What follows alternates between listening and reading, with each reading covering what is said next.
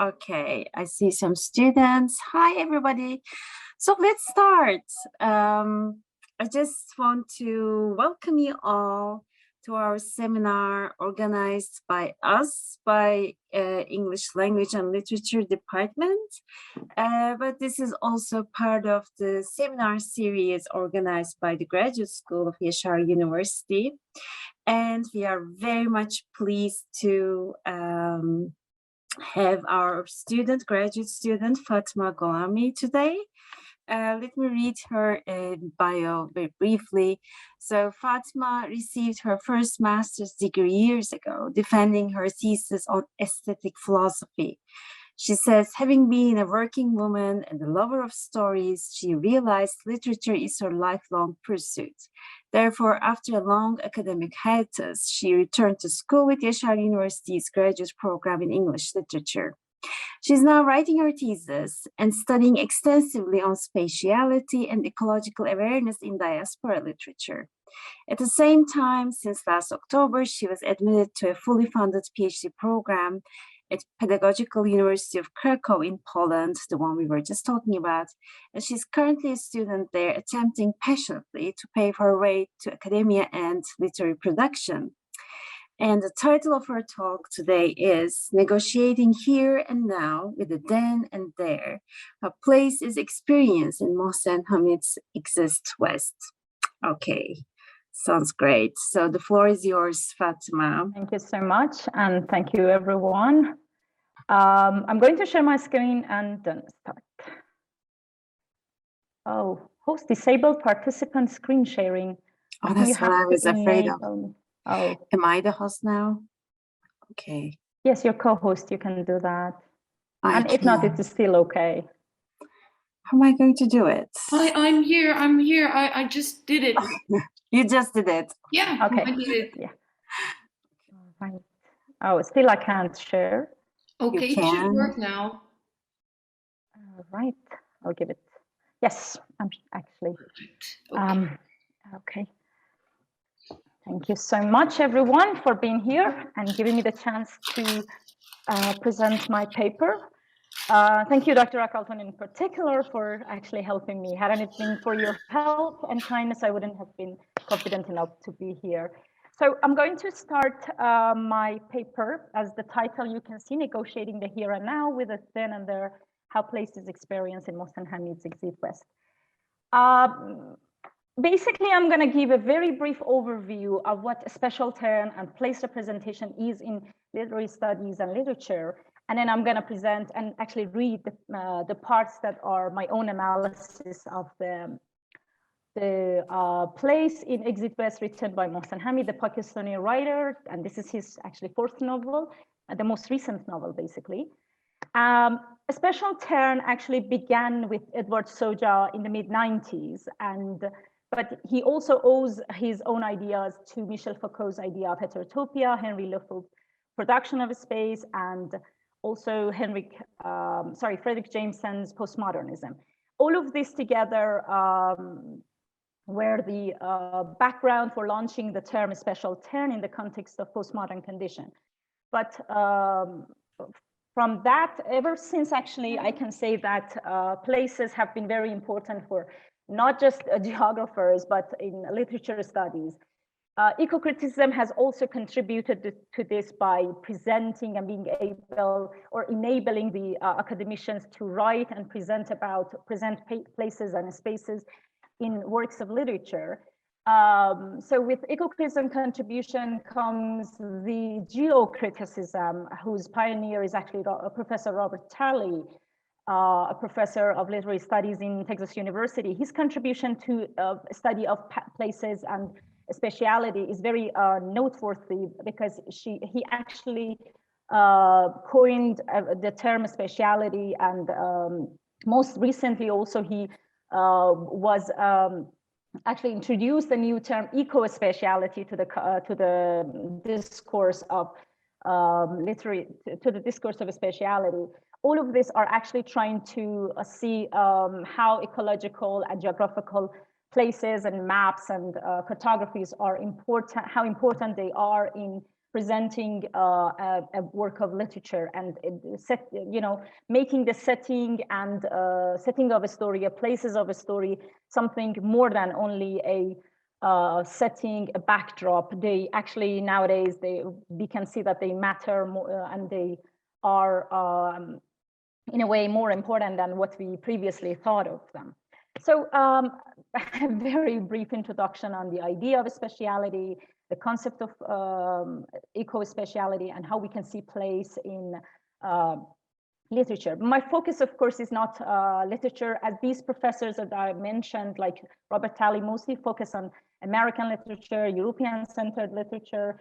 But what I'm trying to focus on is diaspora literature, whose basic and inherent essence is movement. And I'm going to see when we talk about literature of movement and migration, how places can be depicted and portrayed in that context. So my context is not the common American literature, but rather it's just the stories of migrations and their reactions, their, in a way, their reactions toward how places can change them and can affect their choices and determine their fate at the end. So I'm actually not going to read my introduction and the literature review. Basically, there are a lot of work done in the field, and many people are actually talking about places and the importance of place in literary studies. And as I said before, the interdisciplinary nature of places and spatial theory is interesting for me, and that's why I have chosen it primarily as my research interest for my whole thesis and afterwards. So I'm going to start reading some parts of my paper, and I'm going to start with this part. In this part that I'm going to read, I will offer a close reading of the, I will offer a close reading of the first part of the novel to trace what becomes of a land and how it can be understood better while time is reduced and absent from the narrative. And indeed, why do we need to understand place and speciality in a world which is constantly moving? As Michael Wessel in his paper, The Representation of Place and in 3 post-apartheid South African novels assert, the relationship of people to place and their experience of it in a world characterized by constant movement, forced or desired, and the rapid transformation of physical environments is a potent means of exploring themes such as identity, affiliation, memory, loss, and alienation in post-colonial literature. Hamid also utilizes the places in the first part of the book to mostly set the tone for the whole story, which is replete with themes mentioned above by Wessels. Okay, the first part of my close reading and analysis is temporality of places when things fall apart. When things fall apart is going to be the recurrent theme or the phrase here, because I'm talking about a context which is a pre-war city on the verge of a complete destruction. So that's what I'm using when things fall apart. In this part of the chapter, I will then discuss the ways in which places and spaces are portrayed, represented and explored, and eventually eradicated with the rise of a crisis. Furthermore, I will elucidate through a close reading how fragile, impermanent, and vulnerable spaces and places are in this novel, and how the characters gradually begin to detach from the places they once belonged to. Sorry. Okay. So the book is divided into 12 chapters, the first 6 of which is set in an unnamed city where 2 protagonists, Saeed and Nadia, meet and fall in love, and immediately after, militants take over the city and a war breaks out. Ultimately, they decide to leave their country and find a better place to resettle and reconstruct their lives.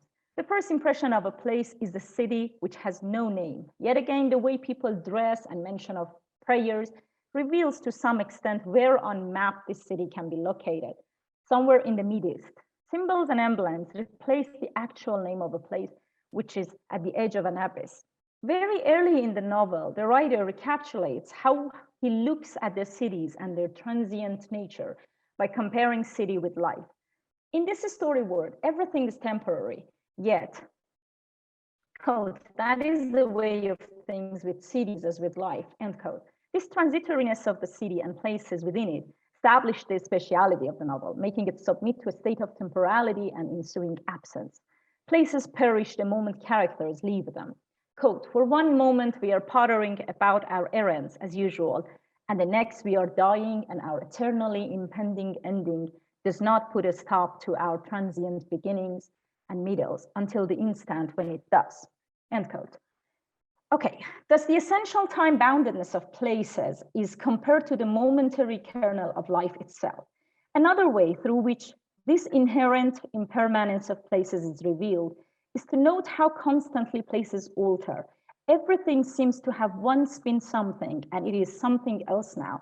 The word once, with all its temporal connotations, is more like a special medium in Hamid's story work. It is utilized continuously and deliberately in reference to various places to depict the world, which is continuously changing. Said's parents' home was once occupied by others who had once called this place home before gentrification. Said's company is in a place which was once filled with trees and hawks were building nests on them. Now billboards are being installed. Their house had a view of a quote, dry fountain that once gushed and sparkled in the sunlight, end quote. And now that view is desirable in times of conflict as well. Everything was once a place to live, to shop, to exercise, to entertain. Now it is eroded in such a speed, which is accelerating time itself. This is Hamid's own term, actually. Here, as the places begin to become something in the past, time begins to shrink and reduce as well. The speed of events accelerates and the time becomes a tool only to describe the disappearance of places. The city becomes, quote, the path of heavy machine gun and rocket fire as fighters advanced into this part of town, end quote. So obviously the view is not a fountain anymore, but a barrel of a rifle. When the city is targeted by these gun machines and the real dystopia begins to take shape, the most quoted sentence of the novel appears. Quote, location, location, location, the realtors say.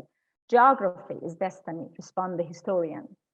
By virtue of the acceleration of time in the events of the story, the novel is more attuned to the historical dynamics at work rather than the special ones.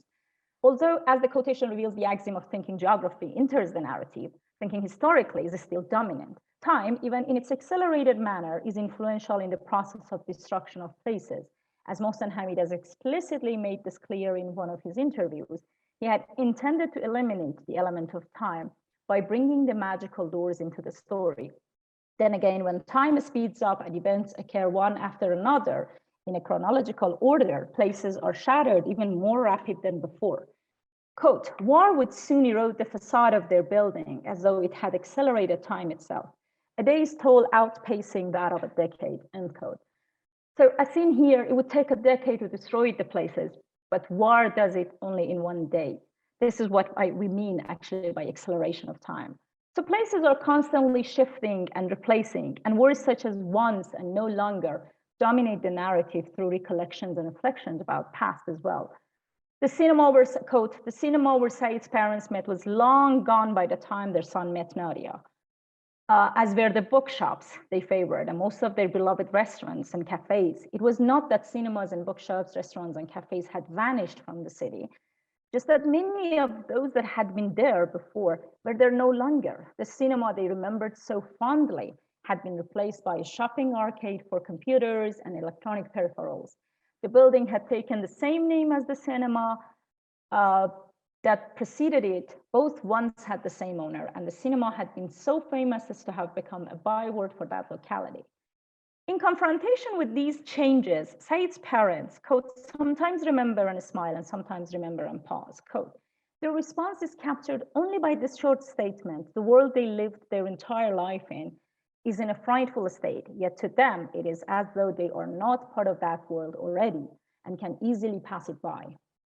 A typical reaction of people when facing ecological catastrophes, one might say. Metaphorically speaking, as Hamid asserts earlier, this is the way of life as the way of cities, and the viewer does nothing, or put it strictly, cannot do anything but to sometimes remember and smile, or sometimes remember and pause. The second part, relegation of places when things fall apart. The reaction seen above, which is evoked by a change or a crisis, relegate place to a minor issue in the narrative, to borrow Edward Casey's words. The ecological aspect of a place is treated the same way, paused and smiled upon. The reason for this, Casey argues, is because literature engages in, quote, narrative rather than description, end quote, which is obviously seen in Hamid's work.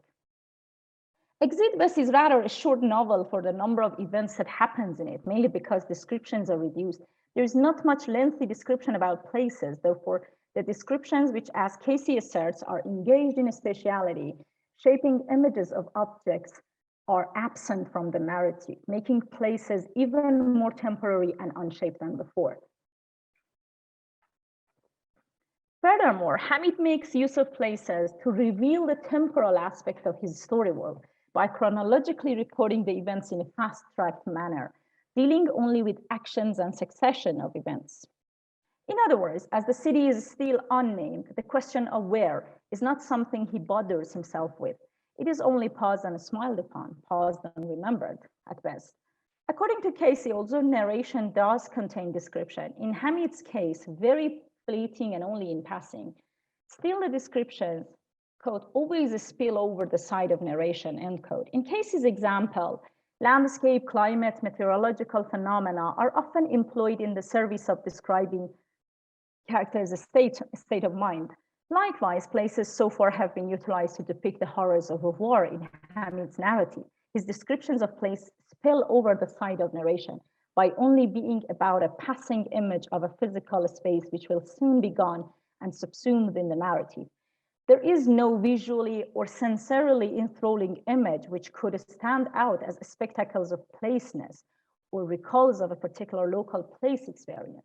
Places are there to be altered, replaced, annihilated for the sake of narrative, a narrative which is more about people rather than the places they inhabit. More on this later, of course. Okay, as in this chapter, I'm interested in seeing how places are depicted. There is another scene in which place, though removed from the earth, is being described. Said's family own a telescope through which they stargaze from time to time. This ceremony of watching stars would bring objects whose lights often had been emitted before any of these three viewers had been born, light from other centuries, only now reaching Earth. Time and place are far from the Earth, and now they are reaching the Earth, as if, as Said's father calls it, it is a time travel. But it gives them a special dimension of a planet like the Mars, with concrete, tangible, special presence. Quote, the second nearest planet, its feature indistinct, the color of a sunset after a dust storm, end quote. However, through an application on Said's mobile phone, they realized the Mars they are gazing at was once Mars, and now it is only, quote, a Mars from another moment, a bygone Mars, a fixed place in memory by the application's creator, end quote. Therefore, once again, all the places they visit and touch and see, be it cafes and cinemas they behold every day, or a planet Mars they find in the sky, are all absent from the present time. Places are either already gone moments, lost in the memory of time, or will be so soon, thus provoking no sense of belonging in people in the now. Okay, as stated above, Hamid does not rely upon description, and this is his way of coping with and portraying a sense of placelessness in the novel. His deliberate refusal, or better to say failure, to engage his characters with the physical surroundings results in bringing in places with no genuinely active presence and participation, or at least the first half of the book gives such an impression, although this will change later on. But as of yet, Said and Nadia are unable to recognize the ways places and spaces can underpin and intertwine with their experiences, because as mentioned above, spaces are either lost in the memory or physically gone from the sight, consequently making their experience of the places as passive and undetached as possible. Here, I would like to make an analogy with Bill Ashcroft's example about the issue surrounding the concept of place in colonial and post-colonial experience. Likewise, characters' experience of place in a war-stricken city resembles that of a colonized experience. In other words, in both of these cases, place differs from space and location. It enters into and produces cultural consciousness and becomes the horizon of identity for characters, as it had become so in a land once colonized. This is why Said and Nadia no longer have an intimate experience of place, but rather war and destruction, quote, becomes an intimate experience for them. destroying everywhere they have been to, leaving them no sense of belonging, nor a desire to take root, an attitude they will take on wherever they go afterwards. As a consequence of war, places alter, amalgamate with one another, and lose their previous referentiality. For instance, front lines are no more far from the resident places. They are exactly the street one took to work, the school one's sister attended, the house of one's aunt's best friend, the shop where one bought cigarettes, end quote. Hence, the war brings about a situation where not only places recede into background and characters and plot and actions become the focal point of the story, but they also begin losing their actual position in the city. In other words, they are distorted even in the mental map of the characters, as well as in the actual surface of the city, because they are no longer there. One case in point is when Said's mother goes to the city and is lost because based on her mental map of the city, whatever she's seeing right now is actually very different from what she remembers. So after places are lost both in the geographical and mental sense, initial signs of people abandoning the city are seen as well. So people start leaving the city. For instance, the owners of the Chinese restaurant where Nadia and Said meet are said to have migrated to Canada in search of a better life. Here, what Said is telling is, Said's actually sentence here is important, especially. Quote, I like it, sort of mysterious.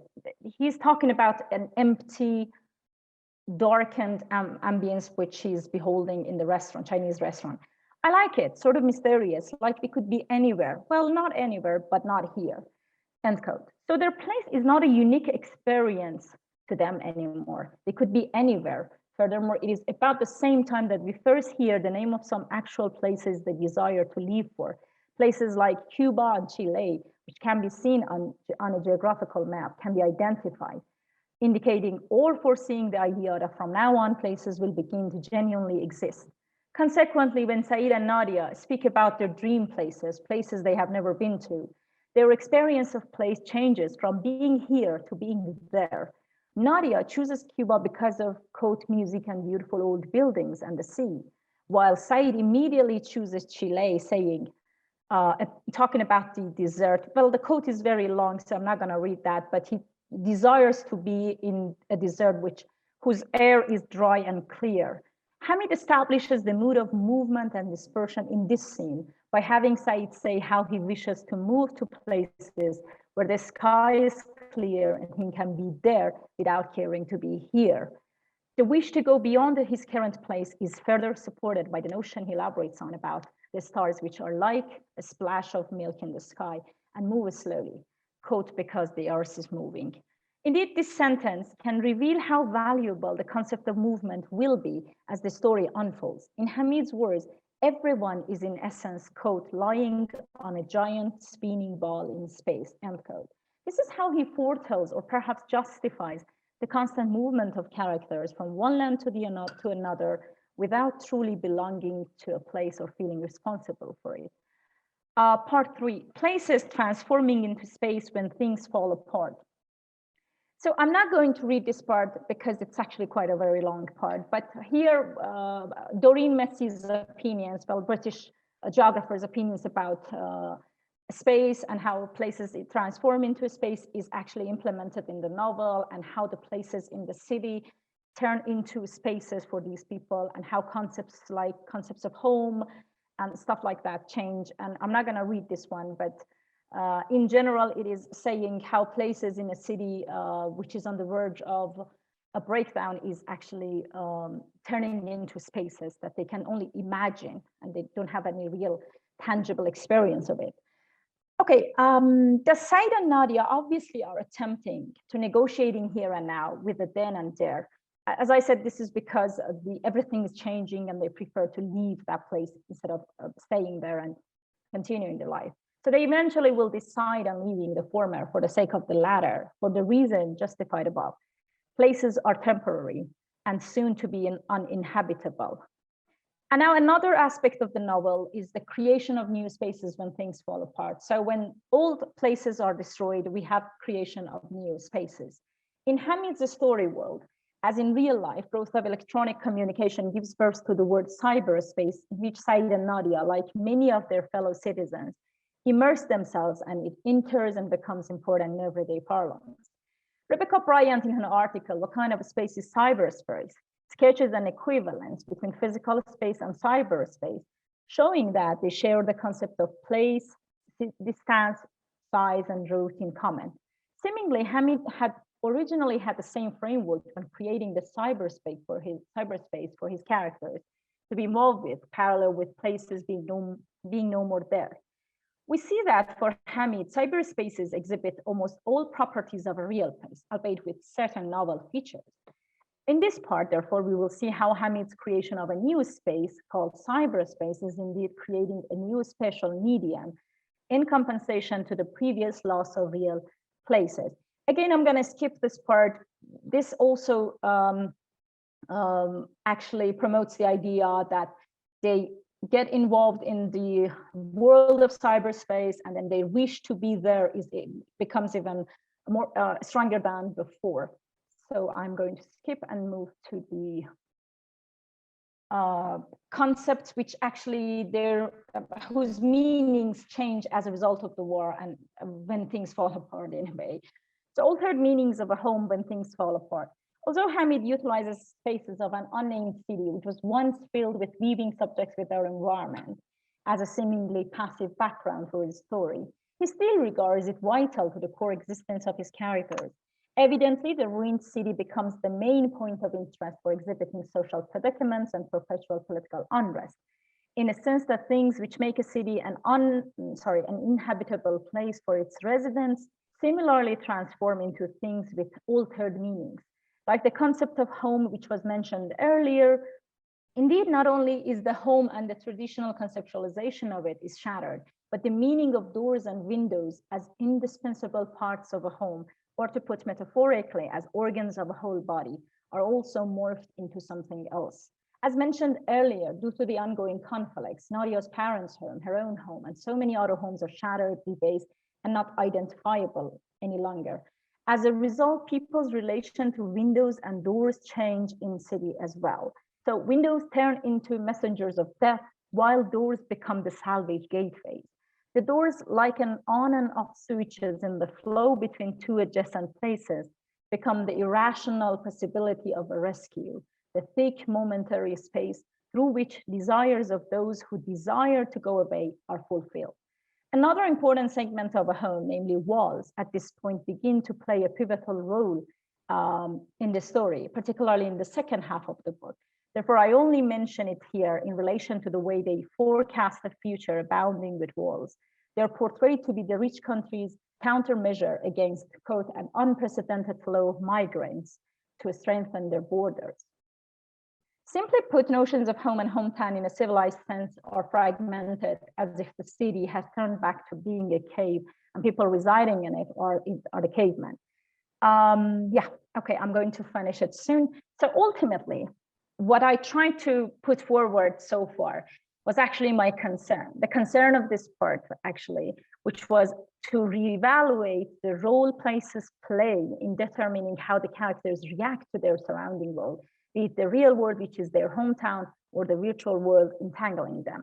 As their determination to live intensifies, as militants begin holding territory throughout the city, and although people desperately pray for peace in their Friday prayers, places in the city are either flattened by militants or occupied by refugees.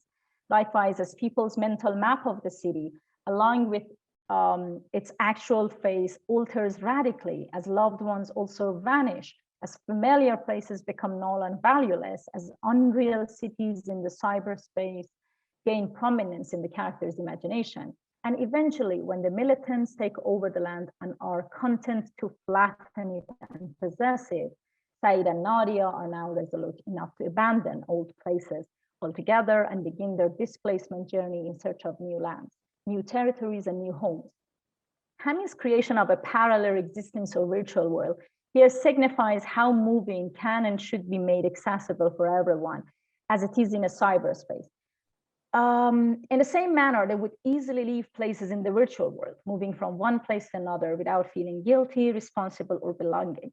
Hamid might have so far downplayed the role of place and reduced it to a container, a neutral void that serves only as a background for the life of the character.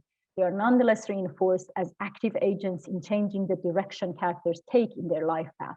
Therefore, place is elevated, and in its absence mostly, from a mere backdrop to an actively productive element that, quote, affects patterns of experience, feelings, and relationships as exhibited by the characters in their choices. In conclusion, after a long prelude to justify Saeed and Nadia's leave, and with the hope that some achingly beautiful place is awaiting them, they leave, leaving us wonder what will happen to those places.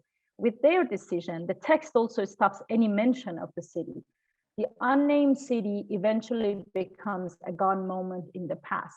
The unnamed city actually becomes unreal too, more like an ephemeral image than a place once holding such beautiful lives in its arms. From now on, the text does not seem to be concerned anymore with what happens to that place, but rather seeks to pursue the lives of the characters to see how they would exist in other lands, other spaces. And I'm going to finish with my last sentence. Okay. Lastly, I would like to end with the last sentence of the first half of the book. Quote, "But that is the way of things, for when we migrate, we murder from our lives those we leave behind," end quote. And I would add to that, we murder the land behind as well. Okay, I think that's it. Thank you so much, Fatema. That was really interesting and good to read it again for me. Thank you for listening, really. Okay, any questions or comments for Fatema? Esen. Hi, Fatema. Hi. Thank you for your great presentation, your paper. I really like to read it when you finish it, or your thesis. I'm going to ask you a question about the ending of the novel. At the end of your paper, you said the city becomes a place of the past, and we are wondering what happened to those places. But they actually say that Nadia, after they are separated, they separated, they go back to the city 40 or 50 years later. I don't remember now. Yeah, but half a century later, yes. Yeah, half a century later, they meet there for a cup of coffee through the magical doors, and we see that now it's much easier to use those doors to travel places. What do you think about this ending? The city is actually not a place of the past. They meet there, and they make actually together sometime later in that place. What about this? Yeah, but that was actually interesting when I read the last part. But as you might have noticed, it was very short, and Hamid again stops to describe anything like in length what the city, what has happened to this city after like half a century later. The only thing we have is that two people meet in a cafe, and again that cafe can be in any other places.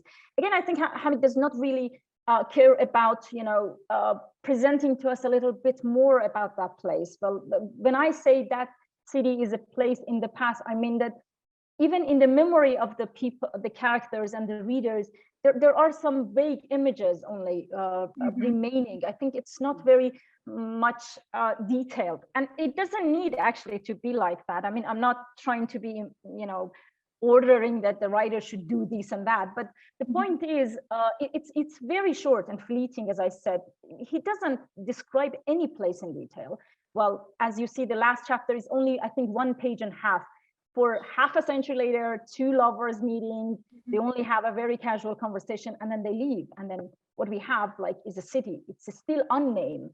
We still do not know. Unnamed. And as I remember, as far as I remember, it's like there are things that they remember. There are things that are familiar, but there are also things that are unfamiliar. And it's I don't know, I really like the ending. It's a short novel, and as you said, that places we see, you know, short descriptions of the places. What we are given is all these places that are on the move, and the magical doors that are connecting the chapters, the parts together, you know, as aesthetic medium. They also emphasize that, yeah, things are changing, and it's so easy to travel from one place to another. So they're going back to the city and still finding certain things that are familiar to them. I found it beautiful. Yeah, very brilliant. I love the ending. I actually cried the first time I read it. Mhm. Yes, it's a very brilliant novel in a way. And I will definitely discuss about those passages and also the constant movement from one place to another in the next chapter of the thesis in detail, because they are very important in regards to diaspora literature, or even in the context of the story. They're very important. So next chapter, maybe. I'd like to read it. I have one more question about the characters. Said actually has this desire, finally, when they are in the West, in American West, in San Francisco, he wants to take roots. And that's the reason actually they break apart, because Nadia is this character who wants to keep moving, to go to the West and cross the frontiers like forever.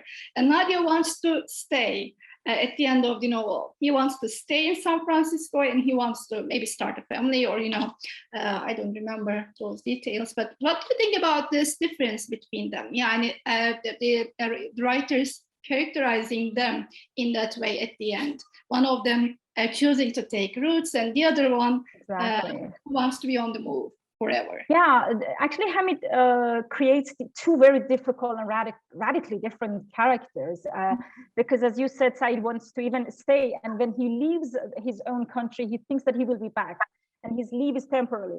But Nadia is used to movement. She constantly keeps moving. So movement for Nadia is a way of, not taking roots, but growth in a way. And again, I have discussed the characters in a separate chapter, and I'm discussing them in a rhizomatic manner, how they are in their own attitudes, in their own specific ways and unique ways, they are trying to grow and develop. Well, Said goes back to his own kins and people. Nadia goes her own way. Both of them grow, although they grow apart, but at the same time, they really develop in their own characters, because essentially they're different. I mean, like from the very first sentence of the novel, we know that they're different. And we sometimes even wonder, why are they even, having this bond? So sometimes it's really interesting that how these characters get together, live for a long time together, and then they not easily, well, easily is not a good word here, but they tend to let each other grow separately. I think that's the beauty of the characterization. Yeah, that's also parallel. That's also parallel to narratives, description of places that keep changing. Yeah. It's a very nice way of characterizing the Said and Nadia. So I think the way Hamid does this is beautiful. So yeah, I love the characters.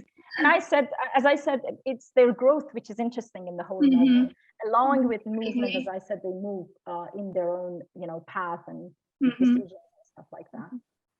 Okay, thank you so much. Thank you, Professor. Thank you so much for the questions and listening. Really, I really appreciate that. Thank you. Any other questions?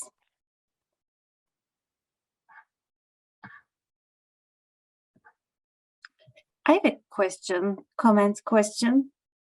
So, Fatema, when I was reading this novel, I had this,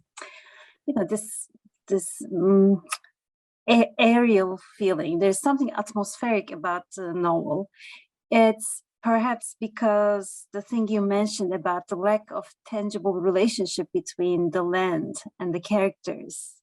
The place, there are no names, it can be anywhere really. And so that leaves this feeling of this aerial thing.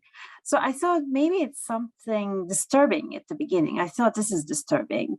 But then after reading your paper, I understood better the reason behind it. And so maybe this was done on purpose, so that he doesn't want to reveal this tangible relationship between the land, the place, and the people. Exactly. My question is about the use of magical realism in this novel. So,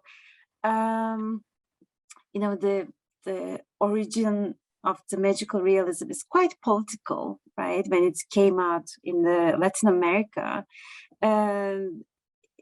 it was supposed to be a political move, because it was, and the purpose of it is to tell a larger reality out there. But when you see the use of magical realism, and sometimes it tends to make things apolitical or dehistoricized sometimes. Now, I wonder which one is happening here in this novel? Do you think magical realism is somehow making this apolitical or dehistoricizing, decontextualizing the land, that place, or do you think it's actually a political move when he uses magical realism? Well, actually, wonderful question. So I think, well, I'm saying this firstly because I have heard a lot of interviews done by by Hamid. So I actually might be referring to his words in a way. I find it very political because, as he mentions, he wants to kind of, in a way, discard the idea of border walls and fences, and he has no other ways to put it there. So he puts these doors in order to reveal how borders and fences are actually damaging the whole, well, I think 65 million refugees around the world, and how other countries, mostly Western countries, are making these walls bigger day by day, and at the same time making life for the refugees actually harder. So I think actually it is a very, very political move. What he does here, and he mentions this in like very explicitly in many of the interviews, that he does this because he wanted to say that borders are harmful. And as I compared it with the virtual world, as the virtual world is free for everyone, countries and movements, and this constant movement is also should also actually be very, not free, but well, accessible would be a better word for that. But I think yeah, I find it very political. So it's actually saying a lot, you know, in context of diaspora, in context of migration. It's actually a kind of manifesto to say that what borders are doing, and why Western countries are taking these countermeasure things to prevent people from moving, you know. I think he does that because he also has lived as a refugee. He knows how that life is, well, not as a refugee, but as a migrant. And he knows how it feels to be a refugee. And he also talks about this more even when later in London, I think, that how racial biases also arise from this idea of borders, you know, the land and stuff like that.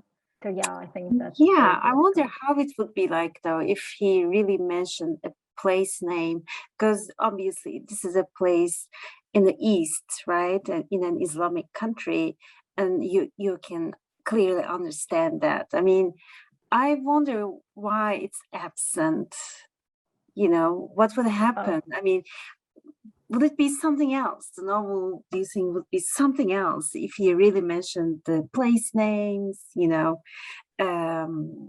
make it more that's actually that was my question too. You know, Hamid gives you every sign that where this city is, you know, with any kind of, you know, why not naming it?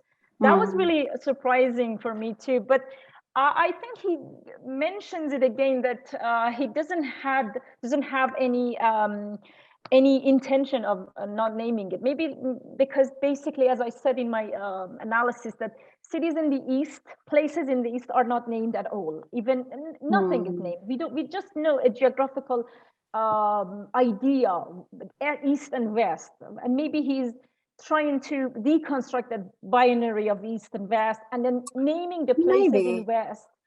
Naming the places in the West actually would bring to the mind the idea that their dominance, that they get to have a name, but we have countries and cities in the East, they exist, but they do not have a name because they do not have any place in the, you know, in the dominant discourse. I think that would be one reason, maybe, to just show the dominance of the West and, you know, over East. Maybe that can be the reason. Could I ask something? I just want to finish with one thing, Francesca, and then you can ask. Well, the first place they go is interesting, right? In that sense, I mean, it's Mykonos, right? It's an island. It's a touristic island. It's somewhere in between. It's the first place, let's say, many of the Syrian immigrants, for example, went recently, right? It's like the first step to go to West. It's very important, yes. Yeah, it's actually the what do we say, the place in between that immigrants go through. So yeah. Right. Sorry, Francesca. Oh, thank you. No. Hello, Professor. Hi, Fatema. Hi, how are you? I'm fine. How are you? Oh, I'm good. Thank you for listening to me. Thank you so much for being here. No, it's our pleasure. And I was very happy to see all the close reading work you've done, you know, picking up on words like, you know, the repetition of wants, and it was nice. I remember. Yeah, I owe it to you, basically. You know that. I remembered the work you did on the Keats poem, right? And Ode to Melancholy. And you're so brilliant with your close reading. You've got a real eye for detail. So it was lovely to see you. Thank you. You know, it's nice to bring that in because your reading is a cross between theory, but you're all theory and close reading. And it's nice that you bring that through, you know, the close text reading. But no, I was just going to suggest a possible answer to the question as why it's not named. And I think that one reason could be because it's every refugee's experience. So why name a place? Because it could be anywhere.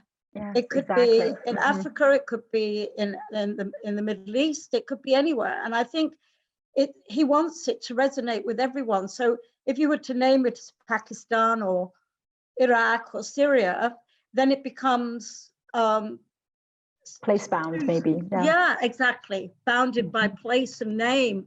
And I think perhaps he wants to suggest that it's everyone's experience, it's every refugee's experience, regardless of geographic location, right? So that's actually very true. I mean, not having a name, it's just a geopolitical reality. But the geopolitical reality, not of the geography of the world, but the geography of migration. And so it's applicable to everyone, every single migrant, every single refugee.